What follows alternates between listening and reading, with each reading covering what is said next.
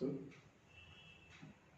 dear students, in this video we will discuss about types of accounts and rules of debits and credit.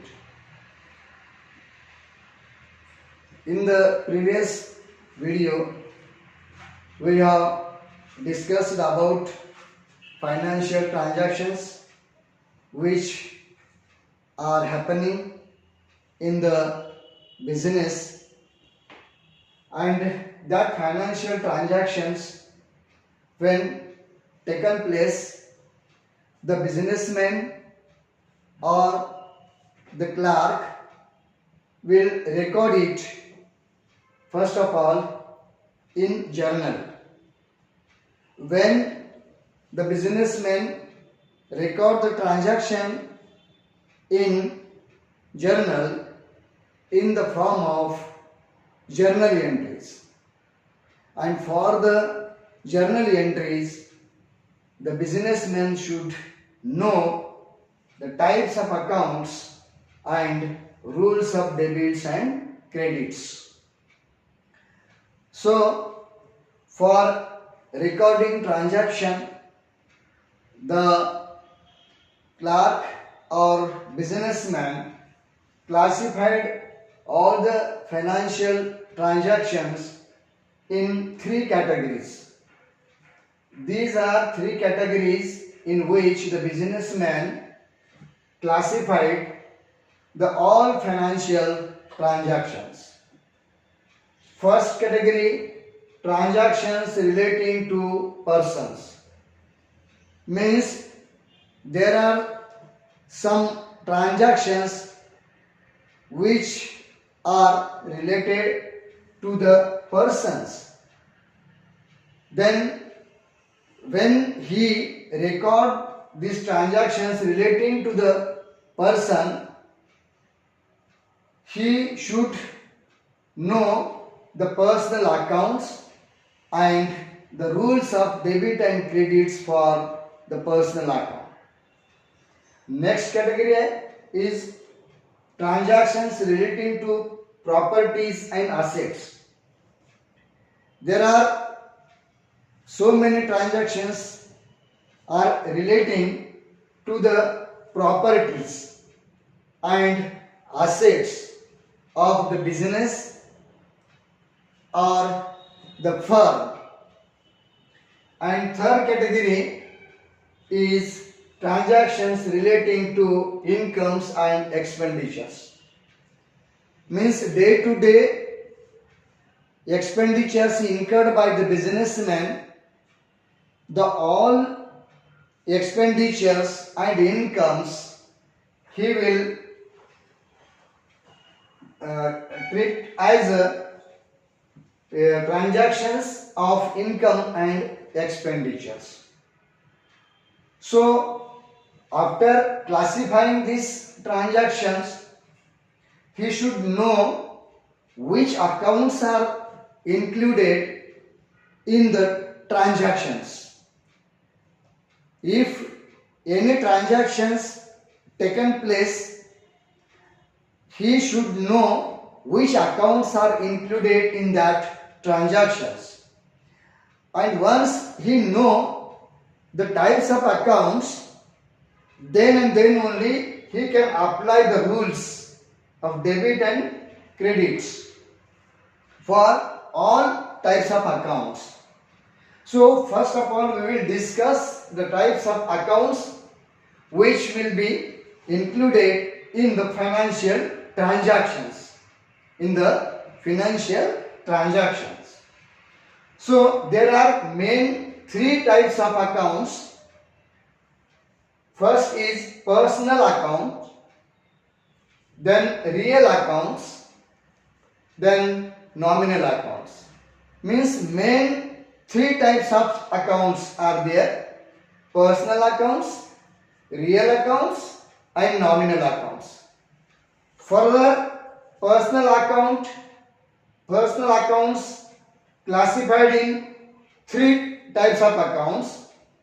First is natural person, second is artificial person, and third is representative personal accounts.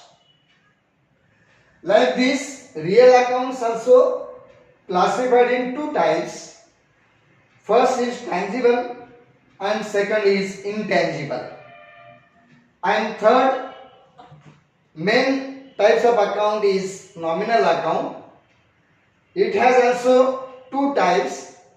First, expenses and losses, and second is incomes and gains. Friends, personal accounts, first person is a natural person. Natural person means which is created by nature. Means Ram, Hari, Govinda, Gopal, all persons, Sita, all persons. Means those persons created by nature, that's known as natural persons. Then second is artificial persons. Artificial persons means institutions, corporate, means it is created by law or act or rules. Means artificial person is created by law, act or rules. Like Hariom Kirana stores or Maheti Kirana stores or Gundale cloth stores. These are banks, DCC banks or Urban Cooperative Bank, Maharashtra Cooperative Banks. Means these are created by law or act or by rules. So these are known as artificial persons. Third is representative persons. Representative persons means when some expenditures are outstanding in the business and that expenditure is to be given to anybody or artificial person or natural person, that known as representative persons. Like outstanding rent, outstanding salaries, outstanding wages. These are the expenditures, but it is liable to give a person. So therefore they known as representative accounts, personal accounts, because all expenditures are to be given to any person. So that accounts known as representative accounts. The second main accounts type of accounts is real account. It is also divided in two types. First tangible and another intangible. Tangible real accounts means we can see, we can touch the assets or properties. Means these are properties and assets are relating to the real accounts. And which assets and properties we can see, we can touch, we can view, that are known as tangible assets or tangible properties. Then another is intangible. Intangible assets, intangible property. It means we can't see, we can't touch it, or we can't view it. So, like goodwill, we can't see it, but that is asset of the business. So, goodwill and other assets which can't be seen or touched or viewed, known as intangible assets. And third one is nominal accounts. In all nominal accounts included expenditures accounts and losses accounts and incomes accounts and gains accounts. All expenditures means when the businessman paid salary, wages, purchase raw material or discount paid, any type of expenditure which is incurred by the businessman is included in nominal account, that is expenses and losses. The another is income and gains. Businessmen get incomes by various ways, like discount received, then rent received, or any type of income he received, that is the income of the business, or sale of the goods, that is also income of the businessman. So that type of all accounts are included in incomes and gains accounts. Means these three types of transactions are relating to these accounts. Means personal account relating to persons, personal accounts. Relating to property or assets is real accounts, and relating to transaction relating to incomes and expenditure, these are the accounts of income and expenditures, means nominal accounts. Okay, understand? Okay, thereafter we will discuss about the rules of debit and credit. Friends, everyone or every businessman should know these types of accounts, otherwise he can't apply the rules for making entries or recording transactions in the books of accounts. So first of all, he should know these are all accounts, and therefore he can apply the rules of debit and credits. There are different rules for the personal account, real account and nominal accounts. First of all, personal accounts means when the personal accounts are included in the transaction, financial transaction, the businessman or the clerk should apply the rules for personal accounts. What is the rule? Rule is that debit the receiver and credit the giver. What is the meaning of this debit the receiver and credit the giver? Means in the transaction is the person getting benefits. Getting benefits. To whom? It means to whom the gain is getting, that person's account should be debit. Means debit the receiver. What is receiving he? He is receiving gain, benefits of that financial transaction. So, to whom the benefits will receive, then his account will be debited. And another is credit the givers. Means who is giving the benefit of that transaction or included in that transaction, his account should be credited. Means for the personal account, debit the receiver and credit the giver, this rule is applicable, or the clerk or businessman should apply this debit the receiver and credit the giver rule for the personal accounts. Okay. The second type of accounts is real accounts. So for real accounts, debit what comes in and credit what goes out. This is the rule for debit and credit. It means what is coming in the business, that account should be debited. Suppose I have purchased a machinery. So machinery is coming business. So machinery's account should be debited.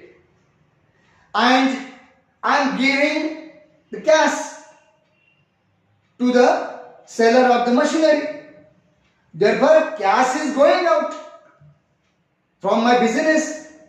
Therefore, cash account should be credited. Means in the real account or for the real account, this real account debit what comes in means which things are coming in the business, that things account should be debited, and which things are going out of the business, that things account should be credited. Okay? Then third is nominal accounts. The rule is that debit expenses and losses and credit incomes and gains. Means when the businessman incurred the expenditure or paid any expenses, then that expenses account should be debited. And when he get incomes, then that income account should be credited. For example, the businessman have paid salary to his employees. So salary is expenditure for the business. So salary should be debited because salary is expenditure. Okay, means in that transaction, expenditure account is included. Which expenditure? Salary expenditure account is included. Therefore, salary account should be debited. And when he getting incomes, any type of income he is getting or business getting, that income account should be credited. Suppose I have receiving rent of the house. So rent is income for myself. Or when the rent is received to the business or to the businessman, so that is the income of the businessman or that is the income of that business. So the rent is income, therefore rent account should be credited. There are two types of rents also. He can pay rent and he can receive also rent. Which rent he paid, that rent is expenditure, and which rent is receivable or receiving to the businessman, that is the income of the businessman. So when he paid the expenditure or when he paid money or cash for the expenditure, then the expenditure account should be debited, and when he get incomes, then incomes account should be credited. Means applying the debits and credit rule for these three types of accounts: personal accounts, real accounts and nominal accounts. Any transaction include out of these accounts. Suppose I have purchased machinery on credit from Ram. So in this transaction there are two accounts are included, which first is machinery and second is Ram, because I am purchasing machinery on credit and therefore the Ram should be considered.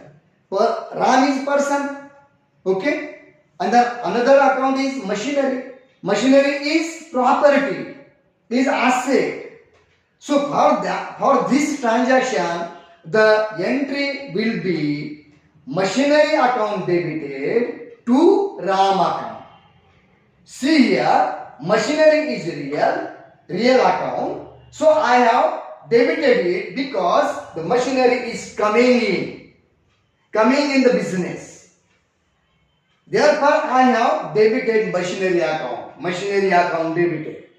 Okay, and then another account is Ram account. Ram is person. Okay, he is giving me the machinery on credit. I want to give the amount of or price of the machinery to the Ram after some period. So the Ram is person. The second is personal account. So what is the rule? First of all, debit the receiver and credit the giver. Ram is giver. Ram is giving machinery to me, and therefore Ram is person, For Ram's account, I want to apply personal accounts rule, and that is credit the giver. Means entry will be machinery account debited to Ram's account. Machinery is property, property included in real accounts, and Ram is person. Ram personal accounts, Ram's account included in personal accounts. Okay. So friends, these are the types of accounts and rules of debit and credits. So please you remember these all things, because this is the base of the accountancy. Without knowing this, you can't do anything in the accountancy, or you can't study, or you can't complete, not take knowledge about the accountancy. So you should know the types of accounts and rules of debits and credits. Okay, thank you.